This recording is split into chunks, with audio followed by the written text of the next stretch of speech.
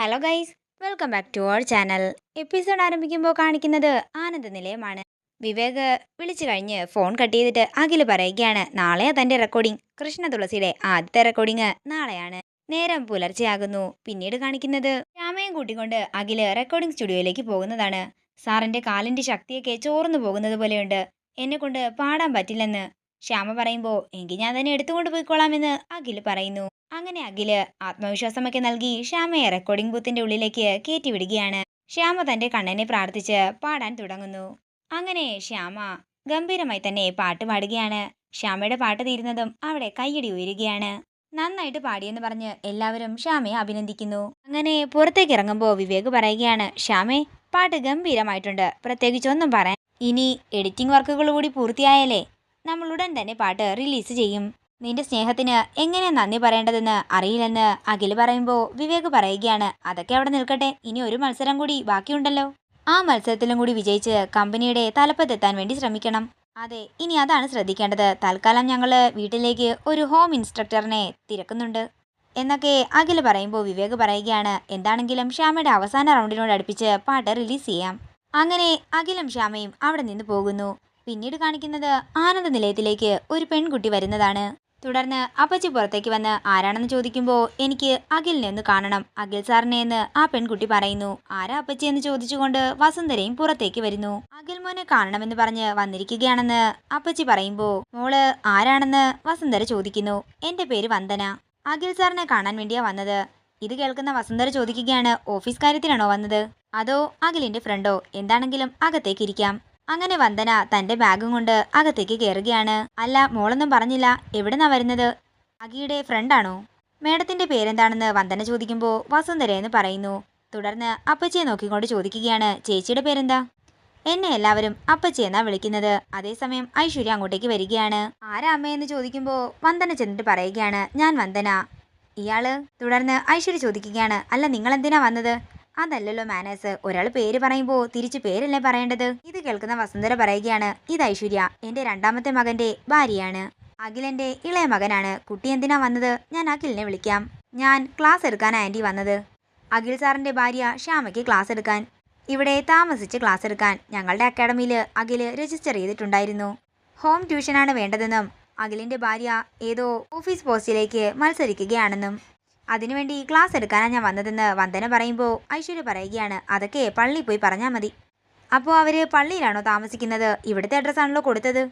ഇത് കേൾക്കുന്ന ഐശ്വര്യ ദേഷ്യത്തോടെ പറയുകയാണ്, വീട്ടിൽ വന്ന് കയറി ഷോ കാണിക്കുന്നോ? ഇറങ്ങിപ്പോടി ഇവിടുന്ന്. ഇത് കേൾക്കുന്ന വന്ദന അവിടെ ചെയറിൽ ഇരുന്നിട്ട് പറയുകയാണ്, ആൻറ്റി, ഞങ്ങളുടെ കമ്പനിയിൽ രജിസ്റ്റർ ചെയ്ത അഖിലിനെ ഒന്ന് വിളിക്കൂ, എനിക്ക് സംസാരിക്കണം. ചേച്ചി, എനിക്ക് കുറച്ച് വെള്ളം തരാമോ എന്ന് അപ്പച്ചിയോട് ചോദിക്കുമ്പോൾ എന്താ വിളിച്ചത്? ചേച്ചിയെന്നോ? വെള്ളം ഞാൻ ഇപ്പോൾ തന്നെ കൊണ്ടുവരാമെന്ന് പറഞ്ഞ് അപ്പച്ചി അടുക്കളയിലേക്ക് പോകുന്നു. ഇവിടെ അങ്ങനെ ആരെയും ട്യൂഷൻ പഠിപ്പിക്കാനൊന്നും സമ്മതിക്കില്ല. മത്സരമെന്ന് പറഞ്ഞാൽ തുല്യമായിരിക്കണമെന്ന് ഐശ്വര്യ പറയുന്നു. അതേസമയം വസുന്ധര അഖിലിനെ വിളിക്കുകയാണ്. എന്താണെങ്കിലും ഇതിനൊന്നും സമ്മതിക്കില്ലെന്ന് പറഞ്ഞ് വന്ദനയെ പിടിച്ചു മാറ്റാൻ ശ്രമിക്കുകയാണ് ഐശ്വര്യ. വന്ദന ഐശ്വര്യയെ പിടിച്ച് തള്ളി മാറ്റുന്നു. ഇത് കണ്ടുകൊണ്ട് അങ്ങോട്ടേക്ക് അമൃത വരികയാണ്. എന്താ എന്താ പ്രശ്നം? അമൃതേട്ടത്തി, അവൾ നമ്മളെ മണ്ടിയാക്കുകയാണ്. കണ്ടില്ലേ, അവള് ട്യൂഷൻ ആളെ വെച്ചിരിക്കുന്നു. ഏട്ടത്തെയും കൂടി ഇങ്ങോട്ടേക്ക് വന്നേ എന്ന് പറഞ്ഞ് ഐശ്വര്യ വീണ്ടും വന്ദനയെ പിടിച്ച് പുറത്താക്കാൻ ശ്രമിക്കുകയാണ്. പുറത്താക്കാൻ ശ്രമിക്കും തോറും വന്ദന ഐശ്വര്യയെ തള്ളി മാറ്റുന്നു. തുടർന്ന് വന്ദനയ്ക്ക് നേരെ ഐശ്വര്യ കൈയൊങ്ങുമ്പോൾ ഐശ്വര്യയുടെ കൈ തടഞ്ഞു പിടിക്കുകയാണ് വന്ദന.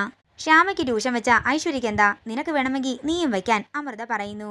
ഇല്ല, ഞാനിതിന് സമ്മതിക്കില്ല, ഇവളെ ഞാനിന്ന് എന്ന് പറഞ്ഞ് വീണ്ടും വന്ദനയ്ക്ക് നേരെ ഐശ്വര്യ ചെല്ലുമ്പോൾ വസുന്ധര ദേഷ്യത്തോടെ പറയുകയാണ്, ഐശ്വര്യെ നിർത്ത്, അഖി വരട്ടെ, അവൻ വന്നിട്ട് എന്താണെന്ന് വെച്ചാൽ തീരുമാനിച്ചോളും.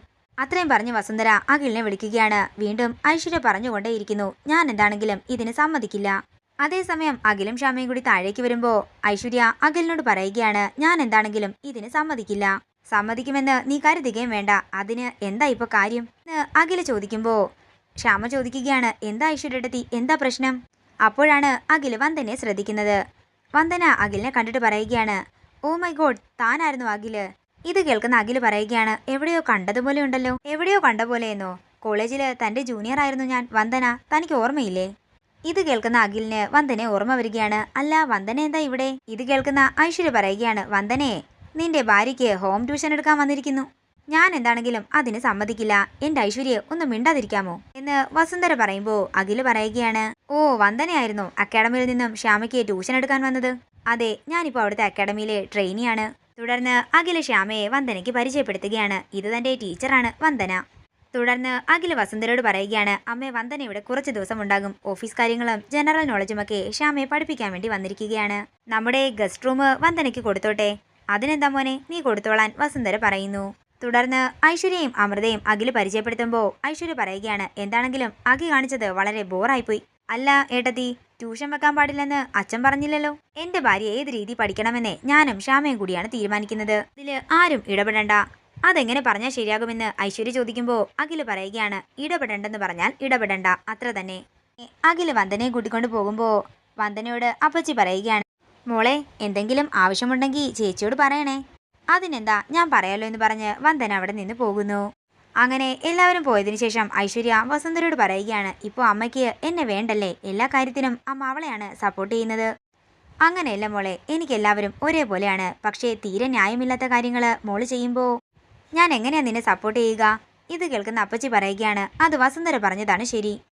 ശ്യാമയെ പഠിപ്പിക്കാൻ വന്ന കുട്ടിയെ നല്ല കുട്ടിയാണ്, അവൾക്കെല്ലാം അറിയാം. അതുകൊണ്ടല്ലേ ചേച്ചി എന്ന് വിളിച്ച് കയ്യിലെടുത്തത്. ഞാൻ അവളെ കാണിച്ചു കൊടുക്കുന്നുണ്ടെന്ന് ഐശ്വര്യ പറയുമ്പോൾ ഒന്നും മിണ്ടാതെ അവിടുന്ന് പോവുകയാണ് വസുന്ധരയും അപ്പച്ചിയും. പിന്നീട് കാണിക്കുന്നത് വന്ദനയെ മുറിയിലേക്ക് കൊണ്ടുപോകുന്ന അഖിലിനെയും ശ്യാമയുമാണ്. അങ്ങനെ അഖിലിനോട് സംസാരിച്ചതിന് ശേഷം വന്ദന ശ്യാമയോട് തന്നെപ്പറ്റി ഒരു ഇൻട്രോ പറയാൻ പറയുന്നു. ഞാൻ പുറത്തോട്ട് നിൽക്കാം, എന്നെ കണ്ടാൽ ശ്യാമയ്ക്ക് ചമ്മലായിരിക്കുമെന്ന് പറഞ്ഞു അഖില് പുറത്തേക്ക് പോകാൻ ഒരുങ്ങുമ്പോൾ അഖിലിന്റെ കയ്യിൽ പിടിച്ച് തന്റെ അടുത്തേക്ക് ചേർത്ത് നിർത്തുകയാണ് വന്ദന. ഇതൊന്നും കണ്ടിട്ട് ശ്യാമയ്ക്ക് ഇഷ്ടപ്പെടുന്നുണ്ടായിരുന്നില്ല. തുടർന്ന് ശ്യാമയെ കൊണ്ട് ഇൻട്രോ പറയിപ്പിക്കുകയാണ് വന്ദന. ചെറിയ ആത്മവിശ്വാസക്കുറവൊക്കെയുണ്ട്, അതൊക്കെ നമുക്ക് മാറ്റിയെടുക്കാം. എന്താണെങ്കിലും കമ്പനിയുടെ വൈസ് ചെയർപേഴ്സൺ ആകുന്നത് താൻ തന്നെ ആയിരിക്കും. എനിക്ക് കുറച്ചു കഴിഞ്ഞ് ഓഫീസിലേക്ക് പോകണം. വന്ദനയ്ക്ക് ഇഷ്ടമുള്ളപ്പോൾ ക്ലാസ് തുടങ്ങാമെന്ന് പറഞ്ഞ് അഖിൽ അവിടെ നിന്ന് പോകുമ്പോൾ ശ്യാമയും അഖിലിന്റെ പിന്നാലെ തന്നെ പോകുന്നു. തുടർന്ന് ഒരു നിഗൂഢമായ ചിരിയോടെ കഥ കടക്കുകയാണ് വന്ദന. പിന്നീട് കാണിക്കുന്നത് അഖിൽ ഓഫീസിലേക്ക് പോകാൻ റെഡിയാകുന്നതാണ്. ശ്യാമേ, എന്റെ ഭാഗത്തുനിന്നുള്ള കാര്യങ്ങളൊക്കെ ഞാൻ ചെയ്തിട്ടുണ്ട്. ക്ലാസ് എടുക്കാൻ ഏറ്റവും പറ്റിയ ആളെ തന്നെ ഞാൻ കണ്ടുപിടിച്ച് കൊണ്ടുവന്നിട്ടുണ്ട്. ഇനി പഠിക്കേണ്ടത് താനാണ്. ഞാൻ ഉറപ്പ് തരുന്നു സാർ, ഞാൻ നന്നായി തന്നെ പഠിക്കും. വന്ദന ടീച്ചറുടെ സംസാരമേ എനിക്ക് ആത്മവിശ്വാസം തരുന്നുണ്ട്. അപ്പോൾ താൻ കമ്പനിയുടെ വൈസ് ചെയർപേഴ്സൺ ആകുമല്ലേ എന്ന് അഖിൽ ചോദിക്കുമ്പോൾ ഉറപ്പായിട്ടും ആകുമെന്ന് ശ്യാമയും പറയുന്നു. ഈ ആത്മവിശ്വാസമാണ് ഒരു സ്റ്റുഡന്റിന് വേണ്ടത്. എന്താണെങ്കിലും താൻ ചെയർപേഴ്സൺ ആകുമെന്ന് എനിക്ക് ഉറപ്പാണെന്ന് അഖിൽ പറയുകയാണ്. ഇത് കേട്ട് പുഞ്ചിരിയോടെ ശ്യാമ അഖിലിനെ നോക്കുന്നു. ഇതോടുകൂടി ഇന്നത്തെ എപ്പിസോഡ് ഇവിടെ തീരുകയാണ്. വീഡിയോ ഇഷ്ടമായെങ്കിൽ മറക്കാതെ ലൈക്ക് ചെയ്യുക, ഷെയർ ചെയ്യുക, കമന്റ് ചെയ്യുക. കൂടുതൽ സീരിയൽ അപ്ഡേറ്റ്സിനായി മറക്കാതെ സബ്സ്ക്രൈബ് ചെയ്യുക നയൻസ് ക്രിയേഷൻസ്.